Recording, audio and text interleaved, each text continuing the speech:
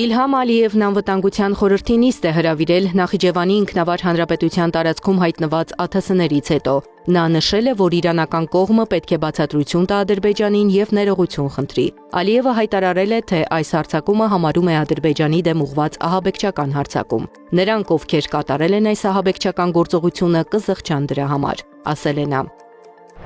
Իրանը չի հարվածել Ադրբեջանին, հայտարարել է Իրանի փոխարտգործնախարար Քազեմ Ղարիբաբադին ադրբեջանական լրատվամիջոցի հետ զրույցում։ Մենք չենք թիրախավորում հարևան երկրները։ Իրանի քաղաքականությունն է հարվածել միայն հակառակորդների, այդ թվում Միացյալ Նահանգների եւ սիոնիստական ռեժիմի ռազմաբազաներին, որոնք օգտագործվում են իրանցի խաղաղ բնակիչների վրա հարձակվելու համար, նշել է նա։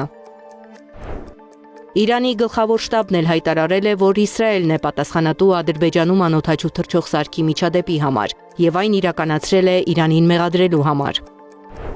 Մինչդեռ Ադրբեջանում Իրանի արտակարգ եւ լիազոր դեսպան Մոջտաբա Դեմիրչիլուն կանչվել է երկրի արտաքին գործերի նախարարություն։ Իրանական կողմին ներկայացվել է խիստ բողոք եւ հանձնվել բողոքի նոտա։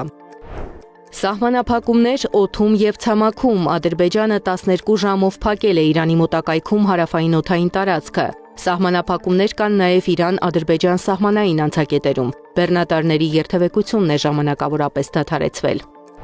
ԱԹՍ-ների հետ կապված միջադեպից հետո Էրդողանն էլ զանգահարել է Ալիևին։ Թուրքիան դատապարտել է Նախիջևանի ինքնավար հանրապետությունում իրականացված անօդաչու թռչող սարքերի, ինչպես նրանք են գրել, հարձակումները։ Թուրքիան կշարունակի աջակցել Ադրբեջանին, ինչպես միշտ, ասվում է երկրի արտգործնախարարության հաղորդագրության մեջ։ Միացյալ Նահանգների նախագահ Դոնալդ Թրամփը հայտարարել է, որ ցանկանում է անձամբ մասնակցել Իրանի հաջորդ առաջնորդի ընտրությանը։ Նա նշել է, որ ինքը մի քանի թեկնածու ունի Իրանի լավ առաջնորդի դերում։ Իրանից հետո Կուբան պարզապես ժամանակի հարց է, հայտարարել է Թրամփը։